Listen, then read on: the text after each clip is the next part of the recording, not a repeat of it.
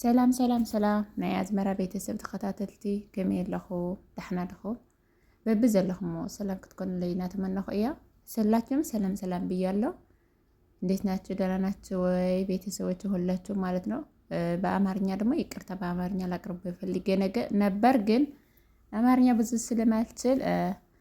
ከይቅርታ ጋር ማለት ነው እና የዛሬ ቪዲዮ ደግሞ ስለ ፀጉር ነውና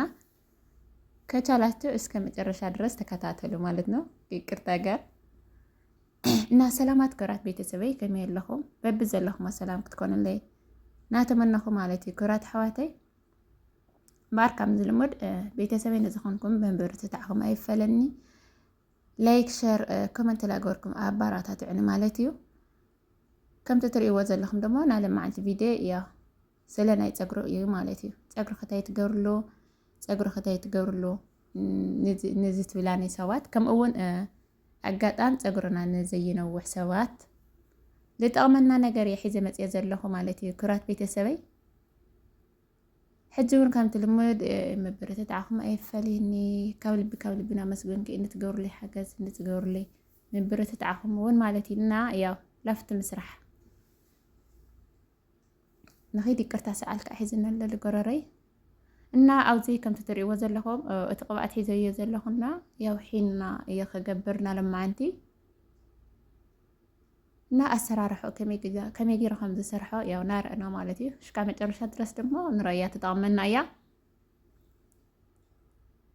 ያው ከምቲ ትርእይዎ ዘለኹም ቅብኣትና ዘይትውን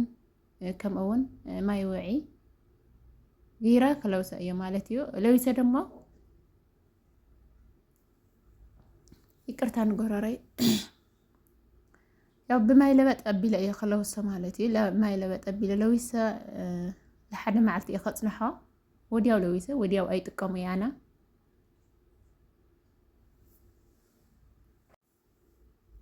ብጣዕሚ ይቅርታ ማለት እዩ ድምፂ ፅቡቅ ስለዘየለየና ቆራሪፀዮ ሰዓት ሒዝናሉ ይመስለኒ እና ያው ከምቲ ትርእይዎ ዘለኹም ብደንቢ ቅብኣት ጌራ ዘይትውን ጌራ ከምኡውን ማይ ውዒ ለበጥ ኣቢላ ከምዚ ጌራ ብደንቢ ለዊሰ እየ ዘቕምጦ ማለት እዩ ኩራት ቤተሰብ እና ትጠቕመክን እያ እሽካዕ መጨረሻ ድረስ ረእያ ብደንቢ ለዊስክን ከምዚ ጌርክን ንእሽቶ እያ ግን እያ ክገርመክን ሒና ወዲያ ኦይ ብዙሕ ኣይጠቕመኒ ማለት ኢና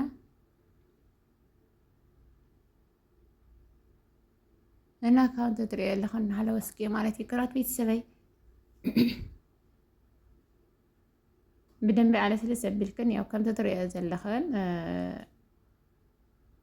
ብደንቢ ውቃዕ ኣቢልክን ለዊስክን ኣብ ላዕሊ እኒኦ እቲ ዘይቲና ዝሒና ብደንቢ ክብል ስለዘይክእል ብደንቢ ኢና ንለውሰ ዘለና ማለት እዩ ምክንያቱ እቲ ዘይቲ ብደንቢ ክትሓወስ ኣለዎ ምስቲ ሒና ከምኡውን ማይ ውዒ ጌርክን ንእሽተይ ለበጥ ዝበለ ማይ ውዒ ምክንያቱም እቲ ጽቡቅ ጌረ ከብላ ዓላ ምስቲ ዘይትና ምስቲ ሒና ማለት እዩ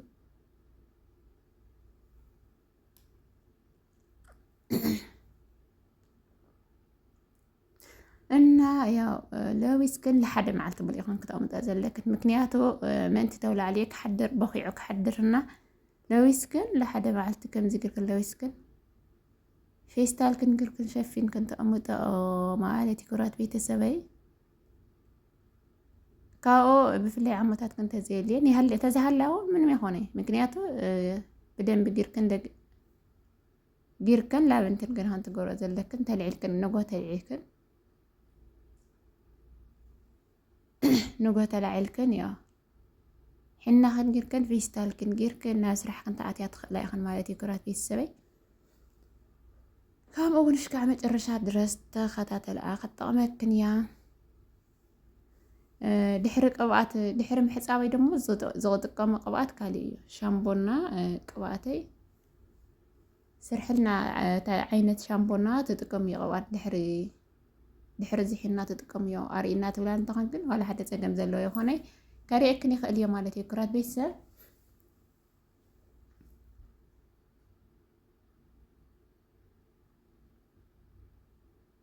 እና ከምቲ ልሙድ በበረታትዓኹም ኣይፈልየኒ ሸር ላይክ ላገርኩም ኣባራታትዕኒ ኩራት ቤተሰበይ ሸርሸር ናበልክን ደሞ ላብ ማሓፀትክና ላብ ዓረኽትኽን ቤተሰብክን ክተብፅሓ ኣትኸላ ኢኽን ምክንያቱ ጠቃሚት እያ ማለት እዩ ግራት ቤተሰብ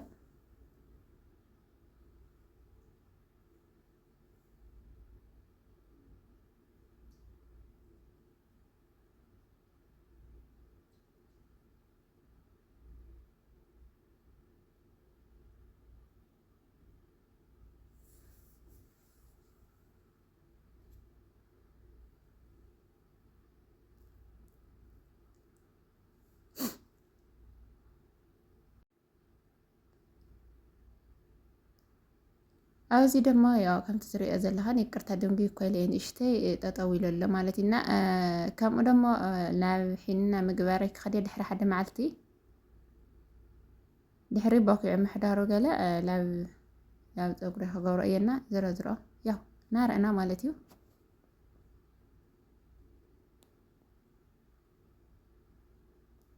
ኣብዚ ደሞ ፀጉረይ ተላዒለ ከም ምድቃሰይ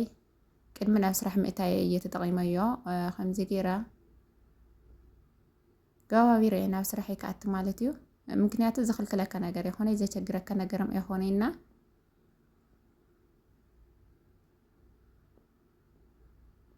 ኣብዚ ከዓ ወንጨርጨርና አልክያ እዚ አጋጣም ካዓሲ ካብ ነብስኻ ፀጉሪ ክዲ ዝረግድ ከይትላኒ ብጣዕሚ ይቐጣል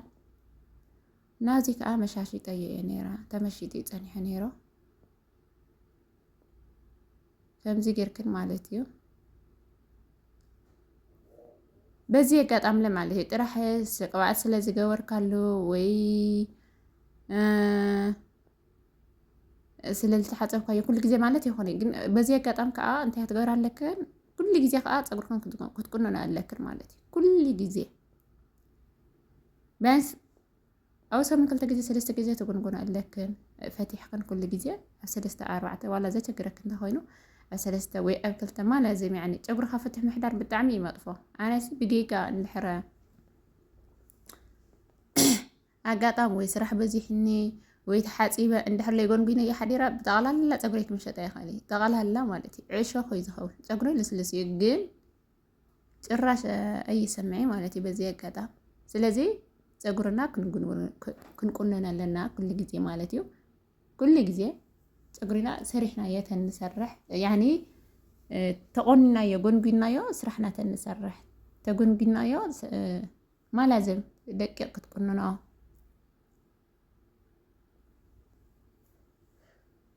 እና ግራት ኣሕዋተይ ብስነ ስርዓት ፀጉርና ክንካነ እዩ ዘድልዮ ፀጉሪ ማለት እዩ ክንካነ እዩ ዘድልዮ ጉንጓን ብሰዓቱ ቅብኣት ምግባር ብሰዓቱ ምምሻጥ ብሰዓቱ ተሓፂብና ጠቕለል ኣቢልናየን ተሓዲርና ብፅባሕ ኣይትአን ክትምሽጦ ከለኽን ምቻ ኣይጠፍአክን እዩ ዝኸውን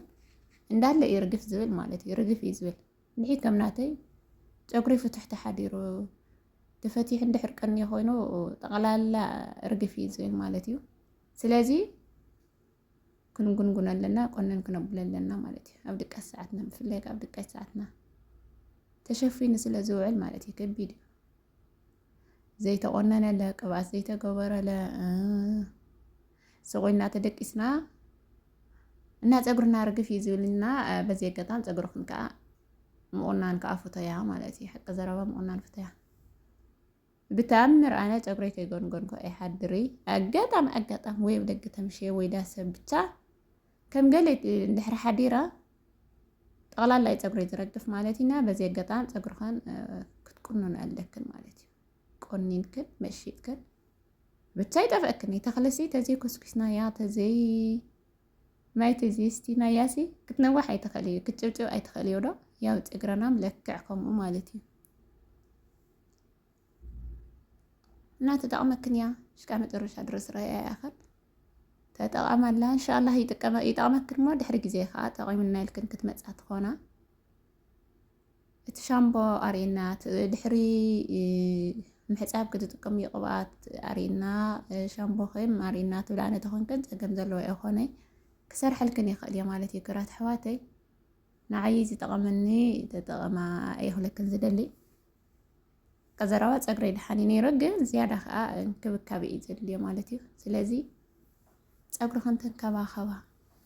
تتقام قبعت كحدا عينك كونا له كل جزء تغير يلكني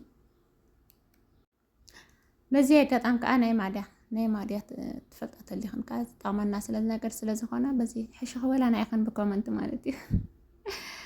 ብኮመንት ሕሽኽ በላና ይኹን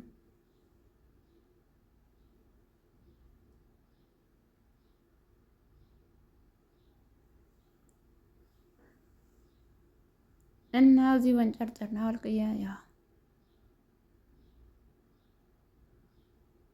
ከም ትሪኦ ኣለኹም ከምዚኣ ጌራ ጨጉሪ ምሽጥ ኣቢላ ዘንሒና ጌራ እናዛ ሸቆለይ ሓቢብቲ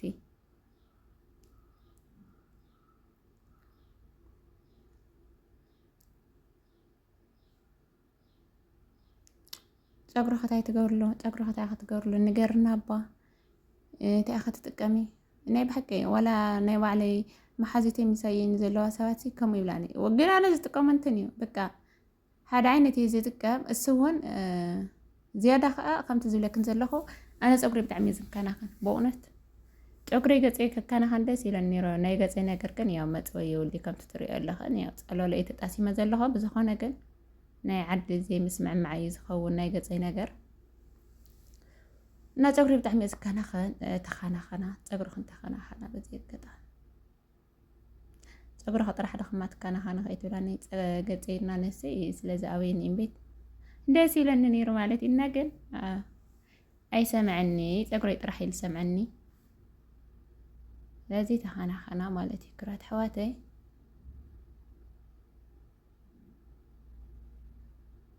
ሒና ዝበሃል ከዓ ዘይጠቕመኒ ክገርመክን ጭራሽ ዘይጠቕመኒ ጭራሽ ማለት እዩ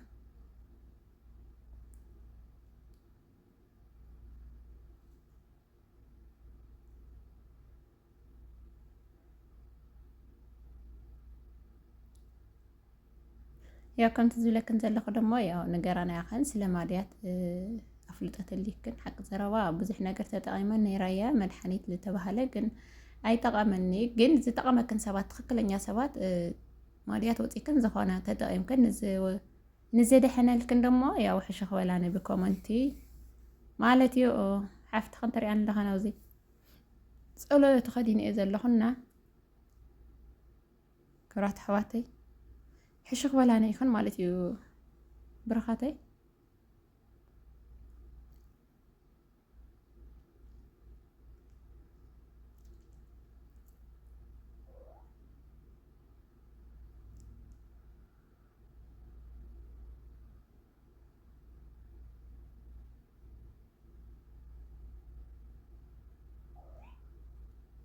شتويا بنت الحلال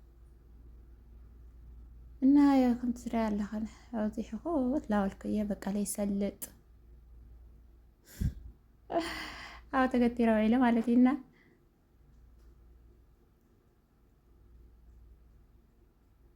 ነዚ ጠቐመና ከጠቕመክን ተጠቐማ ማለት እዩ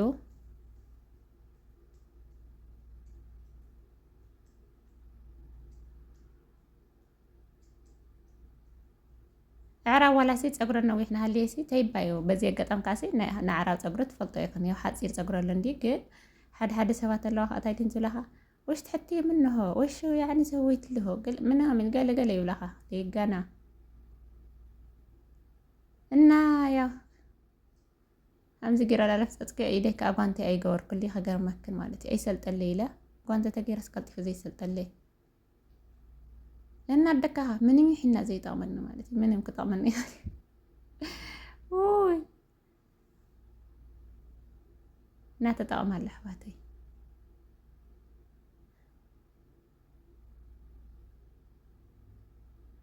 تطعمكن يا تطعم هالو كرات بيتسب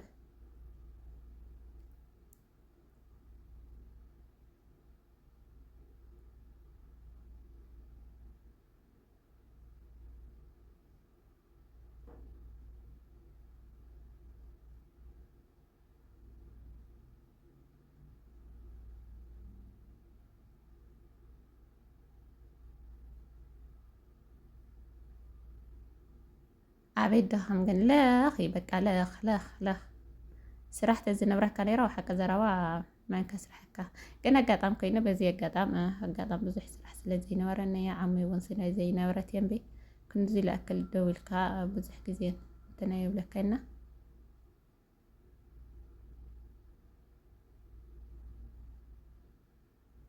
ኣብዚ እውን ተለፋፂፀ ወዲ ኣለኹ ማለት እዩ ወዳዲኣ ኣይ ሓቂ ዘረባ ግን ብእውነት ብጣዕሚ ኢኻ ዝሕል ዝብለካ ብፍላይ ቱ ለዊስናዮ እንድሕር ሓዲርና ኮይና ዝሒሉ ስለ ዝሓድር ዝሒሉ ተብላዕሊዑ በቃ እውነት ነማን እየ ከምዚ ገጣም ጠስሚ ትፈትዋ ከምዚ ጠስሚ ትገብራ ዘለኸን ማለት እዩ ብእውነት ዝሕል እዩ ዝብለካ ግን ከኣለለ ክትገብራ ከለኸን ቅብኣት ዘይብሉ ብተኣምር ሒልና ከይትገብራ ማለት እዩ ቅብኣት ከምቲ ዝብለክን ዘለኹ ወይ ዘይት ዘይቱን ድዮ ዘለክን ቅብኣት ትጥቀሞ ቅብኣት ዘይት ዘይቱን ድዮ ዝኾነ ነገር ጌርክን ክትለውስኦ ዘለክን ሒና ሓያል እዩ የድርቆ ስለ ዝኾነ እዚ ፀጉርና ብጣዕሚ ለድረቕ ፀጉሪ ሒናና ያው ቅብኣት ጌርክን ኢኽን ክትተውስኦ ዘለክን ግድን ሒና ድማ ብጣዕሚ ፅቡቅ ንፀጉርካ ንጥንካሬ ልባዕሉ ንቆዳኻ ለዓርሲ እውን ፅቡቅ እዩ ዝገብሮ ብጣዕሚ ንፁህ ንገብሮ እና ኩራት ቤተሰበይ ያው ተጠቐማሉ እየ ክለክን ዝደሊ ዘረባ ዝሕልክን ብጣዕሚ ግን ክጠቕመና ስለ ዝኽእል እየ ማለት እዩና ብጣዕሚ እዩ ንእስዎ ክገርመክን ማራ እዩ ንእስዎ ማራ ማለት እዩ ግን ከምንም ገብረ ይኽእል ዘለኒ ጥራሕ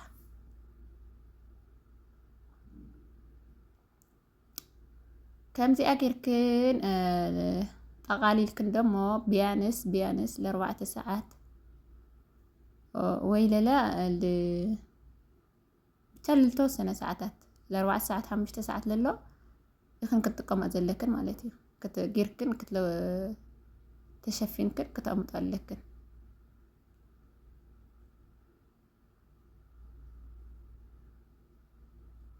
ኣው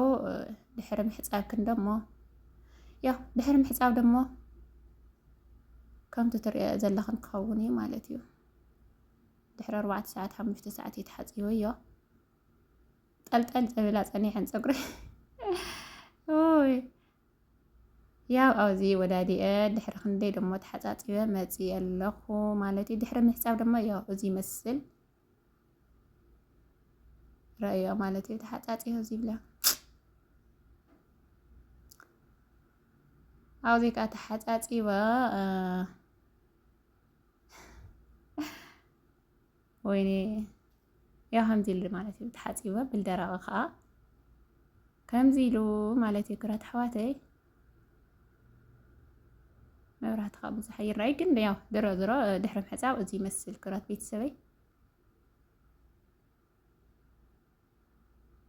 ዋላ ብዙሓት ሒና ከዓ ብጣዕሚ እዩ ዘብዝሐልካ ፀጉሪ ክበዝሐልክን እትደልያ ሰባት ብጣዕሚ እዩ ዘብዝሐልካ ሒና እና ተጠቐማ ንዝጠቐመና ተጠቐማ ማለት እዩ